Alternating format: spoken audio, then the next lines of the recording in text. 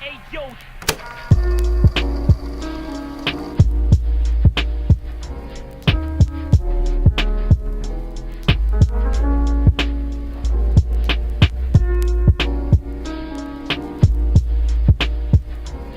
What's good with y'all, man? We out here, wow. There are no handles over there. Lost his rock.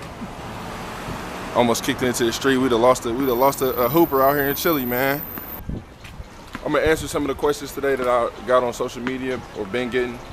I said in my last video that I'm gonna incorporate Jay into this video because I feel like it's better to have a second opinion or another perspective.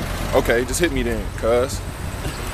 You know what I'm saying? If you ever make a trip to South America or China, 'cause I've been to both, they can't drive Nor walk. or talk, because they don't even be speaking they don't speak Spanish here. They speak like I don't know, man. But yeah, we're gonna take it over to the spot, man, where we'll be posted. We gotta walk this way every day. So we're gonna take it over there and answer the questions there, man. Stay tuned.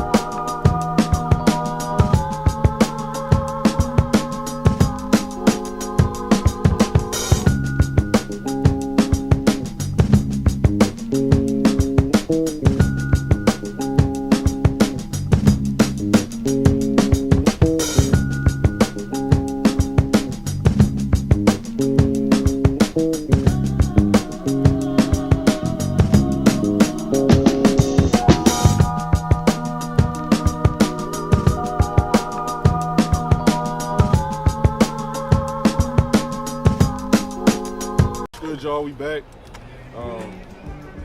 As y'all saw, this is just one of them spots where a lot of people kind of gathered. After people get off work, school, whatever, people come post up out here. We might actually get interrupted by somebody walking past, which is cool with me. We just want to take some time to answer some of them questions that I got. Jay was going to answer from his perspective or whatever. Just a candid conversation at the end of the day. Before we start, I haven't been uploading for like the past 2.5 weeks or so because we've been in the playoffs. I wanted to dedicate all my energy to that. I didn't want to be thinking about editing and stuff like that while I was also trying to, focus on the playoffs. And we ended up losing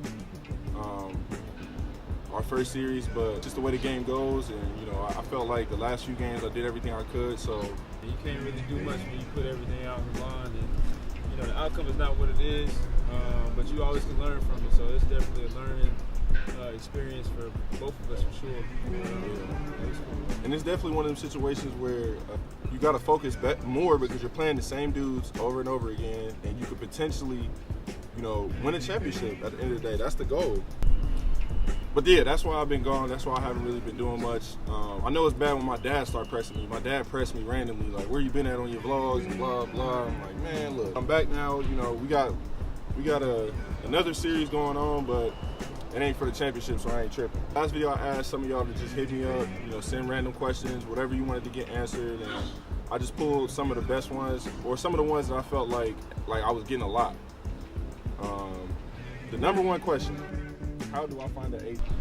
I was in a situation where agents were contacting me towards the end of my college career. From there, I kind of would just more or less felt my way through it. Obviously, since I got in trouble at dating and things like that, some communications fell off. But since I've been playing professionally, I've been getting hit up. I don't know. From my experience, they just come to you. 200 contacted me after school, after Tulane, and dang, when you think, yeah, for sure, in my Facebook messages. And it was so many. You're Kobe Bryant. Nah, a few hundred, nigga. I had maximum 15. I wasn't that dude. I ain't gonna lie to you. It was a good bit, but I mean, a lot of them were just people that, you know, maybe have been starting up their business, or like agents that weren't at the tip top or whatever, but just wanted to represent you because you might have been like a mid-major player or somebody that they thought they could go after. They came and I couldn't talk to them till after school, so I sat down with my parents and, you know, looked through a few or whatever and chose the best one that I thought was best for my situation. But over the course of time, you just continue to play and continue to ask guys, like, you know, what do you think about this guy, and whatever you feel is best, whatever you find is, you know, best for your situation, that's the guy you go with. So it may change, it may not, but it just depends. That's pretty much my experience with agents. You know, I don't really. It's hard finding one you can trust, but you know, I feel like if you pray, you ask God, you ask Him to lead you or send somebody your way, He'll do it. You know what I mean? So it's kind of situational, personally. That's how I feel about it. For sure. Question number 2. This is one that me and this dude was talking. We had a whole conversation about this one day. Are you actually playing professionally? Because you're not in the NBA. That hurt. I don't even hurt. It's just like, because I'm a basketball player, I know all the venues. Even for football, like I know there's football elsewhere other than the NFL. But you know, the casual fan may not know. You know what I mean? So that just let me know, like, a lot of people don't know. So yes, you know, there is basketball outside of the NBA and the D League. You know what I mean? People just assume if you're not in the NBA, you're playing semi-pro, not getting paid. Yes, I'm a professional. Definitely a pro. I had a conversation with another basketball player who's actually playing in Argentina right now. He just went out there. Shout out to DC.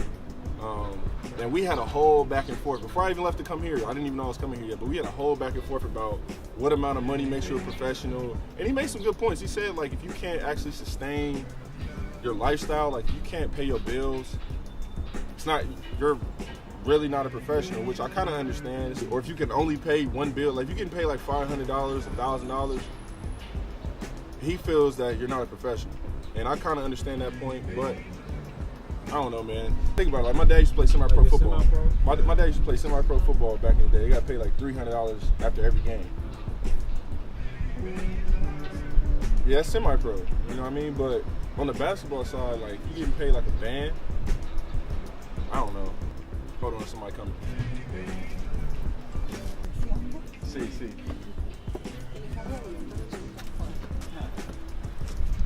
If you're making enough to where you're taking care of yourself, like last year I was making $2,000 a month. And that was in Canada. I was able to pay my bills and live comfortably. I wasn't able to save. I wasn't making enough to save, but I was able to take care of myself while I was there. If you are in a situation where you have a team that you're playing on, maybe it's overseas or maybe it's in a different realm, if you're getting paid, to me, you're considered a professional, especially if you know, playing in a different country and stuff like that. Definitely considered a professional. Maybe you're not making as much, but you got to that point. So, to me, you got to start somewhere. You know, there's some people start lower, some people start higher. It's just depending on the player. I don't particularly like when people say, you know, I'm just doing this to say I'm a pro, because that just means you have the wrong intent. Yeah. You're not carrying yourself as a professional. Yeah. This is a profession, so you got to put your heart, Everything. your soul, your mind, you know what I'm saying, everything into it. You just doing this just to say, you know, oh, I play professional basketball as well. I realized this season more than last year's. You know, and last year I took it serious. Don't get me wrong. I take every basketball, every opportunity I have to advance my lifestyle, I take it serious. But this year in particular, I realized how much you have to do as a professional away from the game. Like, you have to eat right, sleep. I had to do a lot more to keep my body at tip-top shape. You know, guys like you said that just take the job just to say I'm a professional hooper. They're not really doing that. Hello. Question number 3. And this was actually a unique question that I had never gotten before, because I guess my demographic, but somebody from outside of Ohio hit me and was like, what is the hoop scene like where you're from? So I asked the person, I said, like, what exactly do you mean? They were like in LA they got the Drew League. You know, in Seattle, I don't know what the league is called, but it's the league that Nate Robb and Jay Crossover be in. Like, you know what I'm saying? Like, so he asked, like, what's the hoop scene like where you at? And in the summertime, especially this last summer, it was jumping. it's been jumping, but this past summer it was hype. Like I had a lot of fun. I played with a lot of guys. And second, I'm in the Midwest, and Midwest basketball, you know, it's predicated on bigs. You know, of course we have monster guards, got game, but like places like New York, it's about the guard play. You know, if you like, they put out a lot of guards. The Midwest, to me, you see a lot of bigs. Look at this. All right then, brother. That's another thing out here. There's a lot of street dogs that don't care about you. It's crazy because you would think that, you know, super skinny, unhealthy, they really all clean and they all just eat and chill. That's all they do. It looked like that dog just ran out somebody's backyard. Back to the topic. Hoop where I'm from, you know, it's about the bigs. We got guard play, we got nice guards and all that, but to me, we put out quality bigs. Hold on. The active spot. It's an active spot. It's a cool spot. But yeah, what's it like? I'm not gonna lie, man. Before you start, he's good because he gets experience from South Carolina and Texas. You know what I'm saying? So he gets the far East Coast and he gets Texas basketball. So, you know what I mean? That's cool to me. Yeah. Hooping South Carolina, it was cool, bro. It was really cool. I watched my big brother play when I was growing up and stuff, but I'm not gonna lie, when I moved to Texas, it was a whole nother world, because that's when I started playing AAU and stuff. Yeah. Like, you know, got into the real basketball hoop scene. Texas obviously is a big state, but they have a lot of people, and a lot of the guys that I came and played AAU with or play AAU against, a lot of them are doing really well. I think for me, I would say Texas puts out a lot of hybrids. A lot of guys are 6'7", that can play the point forward, like you know, just straight shooters, or we don't, you know, particularly put out many short and small guards, but like Phil Preston's one, he's cold, but a lot of dudes like, man, Todrick Gojo, shout out to Todrick, Sheldon McClellan, Cameron Clark, Keaton Miles, LeBron Nash, just dudes playing overseas somewhere that's really doing well for themselves. D'Angelo Harrison from Houston, there's a lot of guys that's really doing well.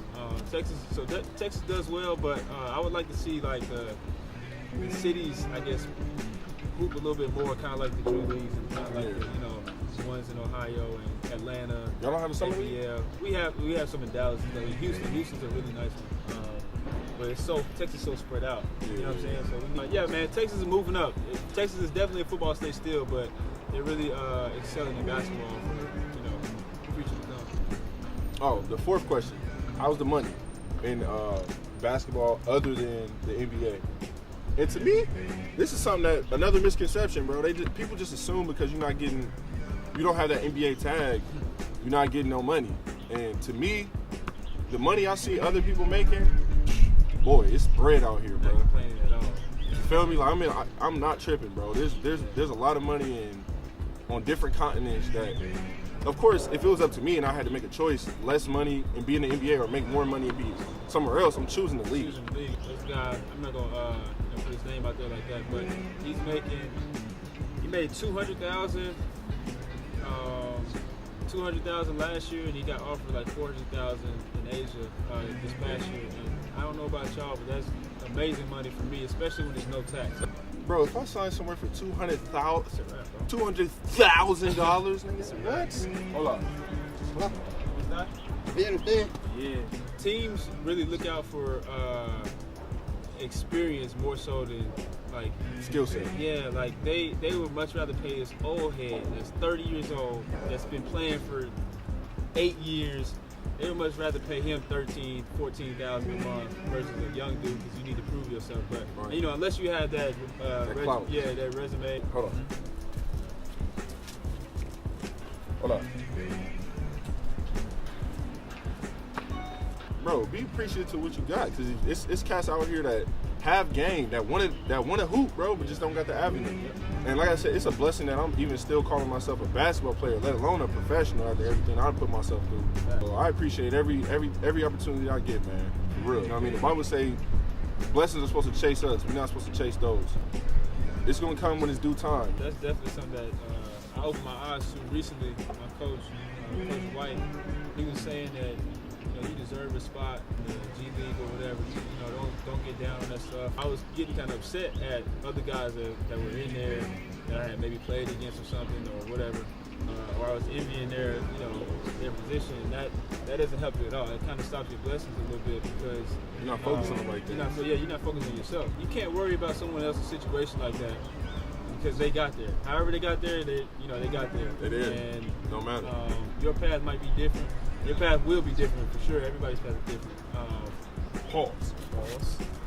Still sitting there. Come on, man. Smoking cigarettes. I know you smoke cigarettes. Yeah, everybody's path is different. So whenever you focus on that, and that's what I focus on this past few years, bro. Just focusing on my path, and however I get there, that's what God asked me. I can't complain about that. Last question. I got an honorary question, but last question. They asked me, what does basketball mean to you? You can go first, actually. It's crazy because at the beginning, like when I first started playing, I really didn't know why I was playing basketball. After I grew a personal love for it, it meant so much to me in a lot of different ways. Being able to play this game and, I guess share love for something that maybe isn't my family or something. And that's interesting when you think about it because you grow up with your family, you're supposed to love your family, you're supposed to do this, but nobody's put on earth to love basketball. Yeah. When you develop a love for basketball, bro, it's amazing, man. You do stuff and you don't even know why you do it. Like we mess around and hit up hundreds of push-ups every day, and the real reason we're doing that is because of basketball. Yeah, I'm not doing crazy. I like being physically fit and I like looking good. Bro, it's like, I'm hitting these push-ups for when I go to the cup or whatever, and it's just you just do stuff. Like I have a tennis ball, I'm just dribbling this mud just because, and it may not help me get crazy handles immediately, but it's just little things like that, man. It's just an appreciation for the sport. It's an avenue for different things. I think the one thing that I took from basketball for sure, besides the actual playing, is the relationships that you develop. I said this before, but there's a million dudes that I could have been paired up with, but somebody that's kind of on the same path and has the same view on life is very interesting to me, and I would have never met this dude if I didn't play basketball. So it's a lot of times about the relationships, man, that you develop lifelong friendships or just competitors, competitors that you like to play against, man. It's crazy. It's different, man. It's a different life. For me, I feel like my basketball journey has changed as I got older. Because at first, like you said, like you just hoop because you hoop. You know what I'm saying? Like, unfortunately, being black. Not unfortunately, but that's just what you do. You play basketball, you play football. There's a small select few that play baseball and soccer and all that, but at least where I'm from, pretty much everybody either plays football or basketball. I did play football for a while. My dad told me, like, in 7th, 8th grade, he was like, bro, you too tall. Like, if you want to be able to walk when you 35, you need to just go ahead and dedicate your time to basketball. Like, my first birthday gift from my dad was a ball and a hoop. He was like, bro, I knew what you was going to be from the jump. Like, it wasn't a question. You know what I mean? So, actually, I got a clip of me dunking when I was 1 year old, and I'm going to put it right here.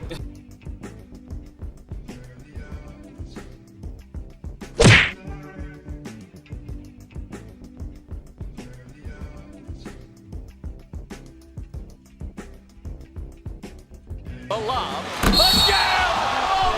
Yeah, I wish my mom put a ball in my hand when I was about, Yeah. I was 13 when I picked up a ball, bro. I've just been around it for so long. It's something that you just kind of grow close to, but I didn't necessarily love it until I got to high school. Say, I flash back to middle school a lot when I was just hooping. I mentally challenged myself all the time. I was taller than everybody. I could score just because I was big, so I was like, let's play 3-on-1. You know what I'm saying? I love the competitive nature. I was always competitive because of my dad, my cousins. So I always try to find a way to challenge myself, and basketball gave me that avenue. What's that? Bien, ustedes. What I was gonna say was in 8th grade, I didn't know the difference between JV and varsity.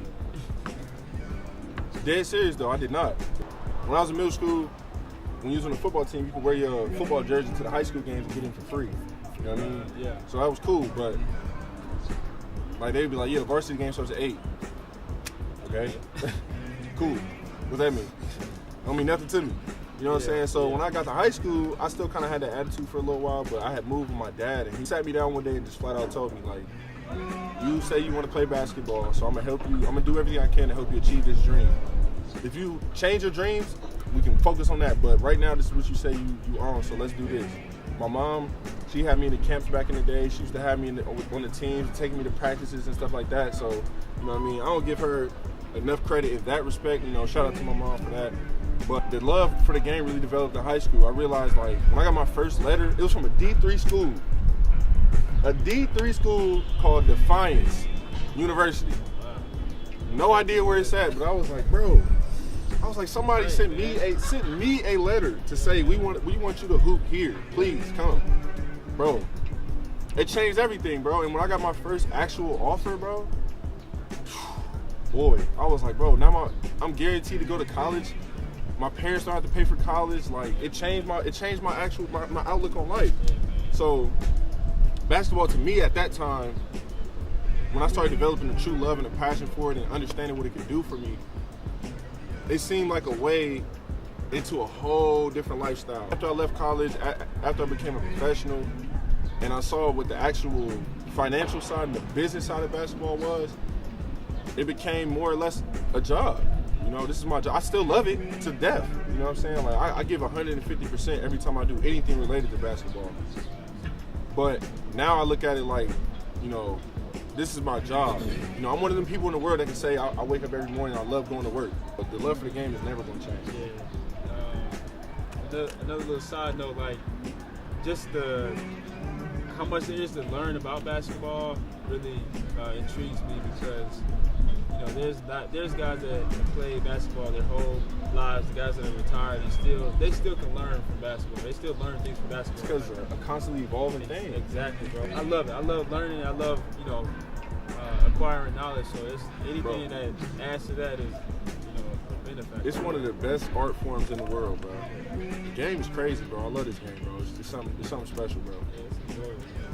And it's crazy to see my son have such a love for the game early. Like, he loves basketball.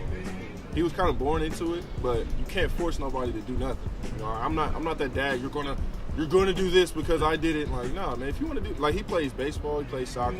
He's starting basketball, I think, this week coming up. But to me, it's like I'm not gonna force you to do it. You're gonna be around basketball because I hoop. But if you don't want to do it, don't do it. You know what I'm saying? But you ain't gonna be no lazy dude neither. You know what I'm saying? So, man, put your heart and soul and have, you know, God first, man. Put all of that into whatever you do, bro. Like, whenever I have my kids, it's gonna be straight that. If they choose to play basketball, that's cool. But you can't be mediocre. That's one thing my dad told me, man. You can't be mediocre. Yeah, man. Shout out to Johnny Berry. Yeah, man. So that was pretty much it. I just wanted to take some time, answer some questions I get. And feel free to continue to ask questions. I try to do a good job responding on social media. I may do a part 2 to this, you know, whatever. This one kind of ended up a little longer. Messed up and can't bounce back. What happened? Sorry, drive, man. These people cannot drive out here. They don't really have an option, or just people, you know, like high school kids or something. Yeah. Hello. I was outside vlogging actually. 2 weeks from now? Yeah, that's kind of soon, but that's cool with me. I mean, if you can have her. Oh. I don't know. She was like she could have her early as 2 weeks. 2 weeks from now. Ooh. What? No. I'm gonna be back on it more often now that the playoffs are over. I'm gonna be heading home soon. Somewhere within the next 2 to 4 weeks, I'll be heading home. So obviously, you know, it's gonna be a whole nother chapter. Also, I'm gonna be using beats from now on from a producer named Skye. It's a guy I know, and the beats are fire. If you enjoy the beats, I'm gonna leave his information in the description below. Hit him up. He can make you a beat organically, or he can sell you some or lease you some that you may like from his catalog. You know what I mean? So just check him out, man. Like I said, I support people, you know, not necessarily because I know them, but because it's quality work. You know, same thing I do with the right brand.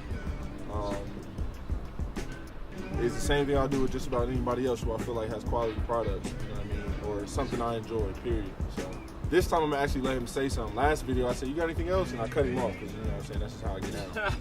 You got anything else? No. do. Well wishes. God bless. And all the great people. Much love, man. Catch you next time.